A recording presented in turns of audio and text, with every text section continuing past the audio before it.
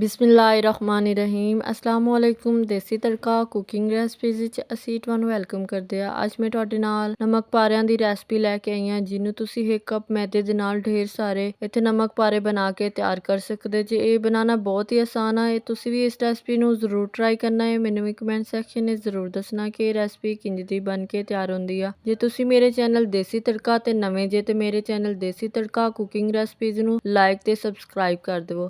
ਇਹਦੇ ਨਾਲ ਹੀ ਇੱਥੇ ਮੈਂ ਰੈਸਪੀ ਨੂੰ ਬਣਾਉਣਾ ਸਟਾਰਟ ਕਰਦੀ ਹਾਂ। ਸਭ ਤੋਂ ਪਹਿਲੇ ਇੱਥੇ ਮੈਂ ਲਵਾਂਗੀ 1 ਕੱਪ ਮੈਦੇ ਦਾ। ਇਹਦੇ ਨਾਲ ਹੀ ਮੈਂ ਇੱਥੇ ਢੇਰ ਸਾਰੇ ਬਣਾਵਾਂਗੀ ਨਮਕ ਪਾਰੇ। ਇੱਥੇ ਮੈਂ ਬਾਉਲ ਲਿਆ, ਜਿਹਦੇ ਅੰਦਰ ਮੈਂ 1 ਕੱਪ ਮੈਦੇ ਦਾ ਡਾਲ ਕੇ ਇਹਦੇ ਥੋੜਾ ਜਿਹਾ ਜ਼ੀਰਾ ਨਾਲ ਥੋੜੀ ਜਿਹੀ ਕਲਵੰਜੀ ਡਾਲੀ ਆ, ਅੱਧਾ ਚਮਚ ਨਮਕ ਦਾ ਡਾਲਿਆ। ਤੁਸੀਂ ਕਮ ਜਾਂ ਜ਼ਿਆਦਾ ਵੀ ਨਮਕ ਦਾ ਇਸਤੇਮਾਲ ਕਰ ਸਕਦੇ ਜੇ। ਇਸ ਤੋਂ ਬਾਅਦ 2 ਚਮਚ ਖਾਣੇ ਵਾਲੇ ਘੀ ਦੇ ਡਾਲੇ ਨੇ।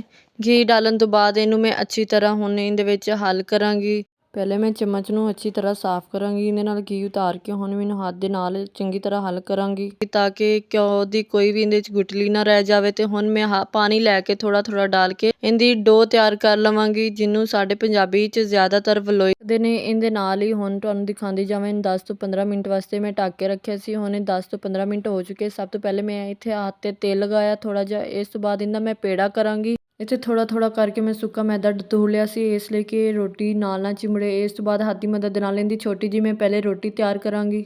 ਫਿਰ ਬੇਲਣੇ ਦੇ ਨਾਲ ਇਹਦੀ ਮੈਂ ਵੱਡੀ ਸਾਰੀ ਰੋਟੀ ਬਣਾਵਾਂਗੀ। ਨਾ ਤੇ ਜ਼ਿਆਦਾ ਮੈਂ ਮੋਟੀ ਰੋਟੀ ਬਣਾਉਣੀ ਹੈ ਤੇ ਨਾ ਹੀ ਜ਼ਿਆਦਾ ਪਤਲੀ ਰੋਟੀ ਬਣਾਉਣੀ ਆ। ਜਿਸ ਦਰਮਿਆਨੇ ਜਿਹੇ ਸਾਈਜ਼ ਦੀ ਇਹਦੀ ਰੋਟੀ ਮੈਂ ਬਣਾ ਕੇ ਤਿਆਰ ਕਰ ਲਈ। ਇਸੇ ਤਰ੍ਹਾਂ ਹੁਣ ਮੈਂ ਇੱਕ ਕਟਰ ਦੀ ਮਦਦ ਨਾਲ ਇਹਦੀ ਸ਼ੇਪ ਬਣਾਵਾਂਗੀ। ਜਿਸ ਤਰ੍ਹਾਂ ਦੇ ਨਮਕ ਪਾਰੇ ਆਪਾਂ ਬਾਜ਼ਾਰ ਵਿੱਚ ਲੈਂਦੇ ਹਾਂ, ਉਸੇ ਤਰ੍ਹਾਂ ਦੇ ਨਮਕ ਪਾਰੇ ਮੈਂ ਤੁਹਾਨੂੰ ਘਰ ਬਣਾ ਕੇ ਦਿਖਾਵਾਂਗੀ। ਤੁਸੀਂ ਵੀ ਇਸੇ ਤਰ੍ਹਾਂ ਇਹਨੂੰ ਕੱਟ ਲਗਾ ਲੈਣੇ ਨੇ, ਜਾਂ ਕੋਈ ਵੀ ਸ਼ਕਲ ਦੇ ਤੁਸੀਂ ਇੱਥੇ ਨਮਕ ਪਾਰੇ ਬਣਾ ਕੇ ਤੇ ਘਰ ਤਿਆਰ ਕਰ ਸਕਦੇ ਜੇ। ਇਹਦੀ ਕੋਈ ਵੀ ਸ਼ੇਪ ਤੁਸੀਂ ਬਣਾਓ। ਹੁਣ ਇਹਦੇ ਵਿੱਚ ਸਪੈਚੂਲਾ ਦੀ ਮਦਦ ਨਾਲ ਇਹਨਾਂ ਨੂੰ ਮੈਂ ਸਾਰਿਆਂ ਨੂੰ ਸਾਈਡ ਤੇ ਕਰ ਲਵਾਂਗੀ। ਪਹਿਲੇ ਹੀ ਘੀ ਮੈਂ ਗਰਮ ਹੋਣ ਵਾਸਤੇ ਰੱਖ ਦਿੱਤਾ ਸੀ। ਹੁਣ ਇਹਦੇ ਨਾਲ ਹੀ ਮੈਂ ਸਪੈਚੂਲਾ ਦੀ ਮਦਦ ਦੇ ਨਾਲ ਇਹਦੇ ਵਿੱਚ ਥੋੜੇ ਥੋੜੇ ਕਰਕੇ ਡਾਲੀ ਜਾਵਾਂਗੀ।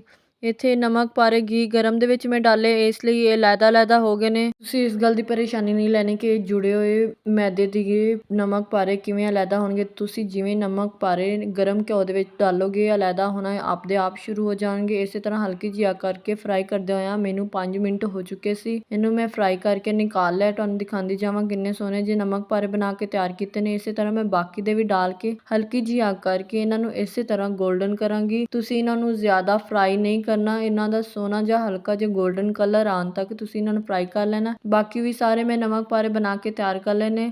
ਤੁਸੀਂ ਵੀ ਇਸ ਰੈਸਪੀ ਨੂੰ ਜ਼ਰੂਰ ਟਰਾਈ ਕਰਨਾ। ਮੈਨੂੰ ਵੀ ਕਮੈਂਟ ਸੈਕਸ਼ਨ ਵਿੱਚ ਜ਼ਰੂਰ ਦੱਸਣਾ ਕਿ ਇਹ ਰੈਸਪੀ ਕਿੰਜ ਦੀ ਬਣ ਕੇ ਤਿਆਰ ਹੋਈ ਆ।